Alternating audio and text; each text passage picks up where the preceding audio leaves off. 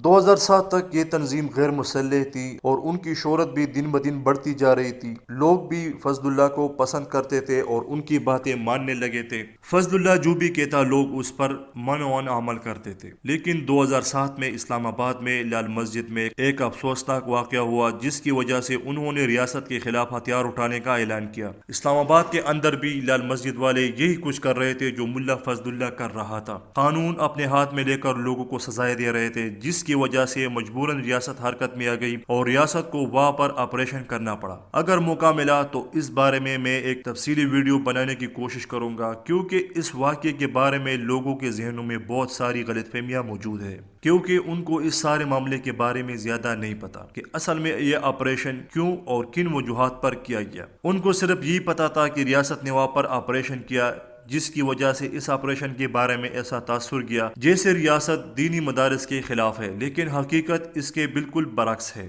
تقریباً سارے ملک کے مذہبی لوگوں کو یہی تاثر گیا جس کا شکار ملا فضل اللہ اور ہمارے علاقوں کے لوگ بھی بنے، جس کی وجہ سے ملا فضل اللہ اور ہمارے لوگ یہ سوچنے لگے کہ شاید مشرف دینی مدارس اور مذہبی لوگوں کے خلاف ہے۔ افغان جنگ میں امریکہ کی مدد کرنے پر ویسے ہی مذہبی حلقہ مشرف کو کچھ خاص پسند نہیں کرتا تھا، اسی وجہ سے شدت پسند مذہبی لوگوں نے مشرف کو مرتد قرار دے دیا اور مشرف کے خلاف جہاد کو فرض قرار دے دیا گیا، جس کی وجہ سے فضل اللہ نے تحریک طالبان جو کہ ایک مسلح اور پرتشدد تنظیم تھی ان کے ساتھ اتحاد کر لیا۔ فضل اللہ نے اپنے لوگوں کو بھی مسلح کیا اور وزیرستان سے بھی لوگ سوات چلے گئے۔ اس مقصد کے لیے ملا فضل اللہ نے اپنے علاقے کے لوگوں سے چندہ دینے کی بھی اپیل کی تو لوگوں نے بڑھ چڑھ کر اس میں حصہ لیا۔ عورتوں نے اپنے زیورات ان کی نظر کر دیے۔ لوگوں کے پاس گھر میں جو کچھ بھی تھا وہ انہوں نے ملا فضل اللہ کے قدموں میں ڈھیر کر دیا۔ 2007 میں ملا فضل اللہ کے پاس تقریباً 5000 مسلح لوگ تھے جو آہستہ آہستہ سوات کے اندر پھیل گئے اور تقریباً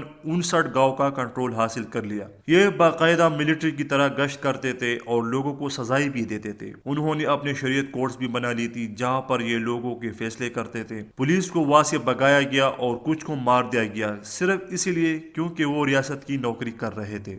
ملا فضل اللہ کو اپنے لیے ایک مضبوط بیس بنانے کے لیے تحریک طالبان کی طرف سے $2.5 بھی ملے۔ یہ وہی وقت تھا جب امریکہ، انڈیا اور افغانستان کو اپنا کھیل کھیلنے کا موقع ملا اور وہ موقع فضل اللہ نے خود فراہم کر دیا۔ اسی وجہ سے تو پیغمبر اسلام صلی اللہ علیہ وآلہ وسلم نے مسلمان حکمران کے خلاف ہتھیار اٹھانے کو حرام قرار دیا ہے، لیکن یہاں پر ملا فضل اللہ شریعت اور حدیث دونوں کے خلاف چلے گئے۔ ایک غلطی کرنے کے بعد وہ بار بار غلطی کرتا رہا یہاں تک کہ جب اس نے ریاست کے خلاف بغاوت کی اور مسلح کارروائیاں شروع کر دی تو ان سب معاملات کے لیے بہت زیادہ رقم چاہیے تھی جو ان کو ٹی ٹی پی کے ذریعے ادا کیے گئے، اور ٹی ٹی پی کے پیچھے کون لوگ تھے وہ آپ کلبھوشن یادو اور احسان اللہ احسان کی انٹرویو دیکھ کر پتہ لگا سکتے ہیں۔ تو ملا فضل اللہ انڈیا، افغانستان اور امریکہ کے ہاتھوں میں کھیلنے لگا صرف اس لیے تاکہ وہ ریاست کے خلاف جنگ جیت لے، جس کا ثبوت یہ بھی ہے کہ ٹی ٹی پی نے کبھی بھی افغانستان میں کارروائی نہیں کی۔ حالانکہ جب 2008 میں ان کے سسر صوفی محمد جیل سے رہا ہوا تو انہوں نے بھی ملا فضل اللہ کو منع کیا کہ مسلمان حکمران کے خلاف جہاد کرنا حرام ہے، لیکن وہ نہیں مانا اور آخر کار وہ اسی ٹی ٹی پی کا سربراہ بھی بن جاتا ہے اور وہ پھر بعد میں افغانستان میں بیٹھ کر پاکستان میں کارروائیاں کرواتا رہا۔ انہوں نے 2014 میں آرمی پبلک سکول واقعے کی ذمہ داری بھی قبول کی جس میں سینکڑوں معصوم اور بے گناہ بچے مارے گئے۔ وہ امریکہ جو اس تحریک کے پہلے خلاف تھا بعد میں انہوں نے اس تحریک کو سپورٹ کرنا شروع کیا، اور جب ملا فضل اللہ افغانستان میں تھا تب ان کے خلاف امریکہ یا افغانستان نے کوئی کارروائی نہیں کی۔ تب اس تحریک کے اندر افغانی شرپسند بھی ان کی حکومت نے داخل کروا دیے، اور جب پاکستان میں کوئی کارروائی ہوتی تو اس میں افغانی ملوث پائے جانے لگے۔ آپریشن کے دوران جب دہشت گرد مارے گئے تو اس میں بھی بہت سے غیر مسلم لوگ بھی مارے گئے تھے، جس سے ثابت ہوتا ہے کہ اس تحریک کے اندر دشمن ممالک کے لوگ بھی اندر گھس گئے تھے جن کا مقصد اس ملک کو توڑنا تھا۔ اسی حوالے سے انڈیا اور امریکہ میں یہ خبریں بھی پھیلنے لگی کہ پاکستان ٹوٹنے والا ہے، کیونکہ یہاں پر جس طرح کے حالات بن گئے تھے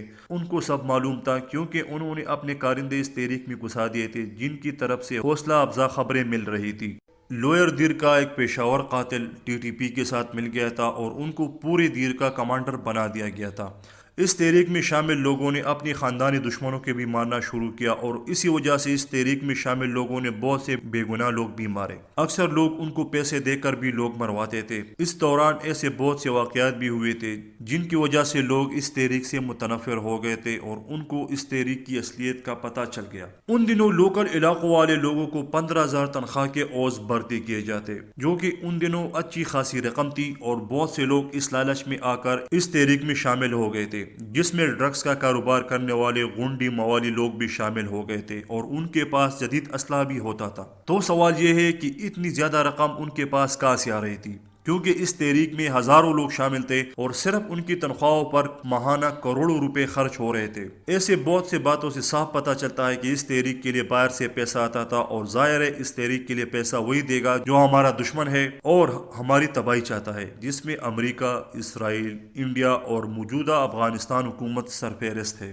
یاد رہے کہ افغان طالبان نے تحریک طالبان سے لا تعلقی کا اظہار کیا تھا، اور ساتھ میں انہوں نے یہ بھی کہا تھا کہ ہماری جنگ صرف امریکہ اور اس کے اتحادیوں کے خلاف ہے، اور ساتھ میں انہوں نے تحریک طالبان پاکستان کو پاکستان میں کارروائیاں کرنے سے روکا، اور انہیں یہ پیغام بھی بھیجا تھا کہ آپ لوگ ہمارے ساتھ امریکہ کے خلاف لڑیں۔ تحریک طالبان نے پہلے تو یہ پیشکش قبول کی، لیکن کچھ ہی مہینوں بعد انہوں نے دوبارہ سے پاکستان میں کارروائیاں شروع کر دی۔ کچھ شرپسند اور بیرونی اعلی کار سب طالبان کو ایک قرار دیتے ہیں، پاکستانی عوام کو گمراہ کرنے کے لیے، اور یہ ثابت کرنے کے لیے کہ یہ دہشت گرد پاکستان نے خود بنائے۔ اصل میں ان لوگوں کو ہمارے دشمن کی طرف سے فنڈنگ ہوتی ہے تاکہ وہ لوگوں کو مزید گمراہ کر سکے، اور تاکہ لوگوں کو پتہ نہ چل سکے کہ اس تحریک میں ان کے دشمن ممالک نے بڑھ چڑھ کر حصہ لیا تھا، ان میں اپنے لوگ بھی داخل کر دیے تھے اور ان پر پانی کی طرح پیسہ بہایا تھا۔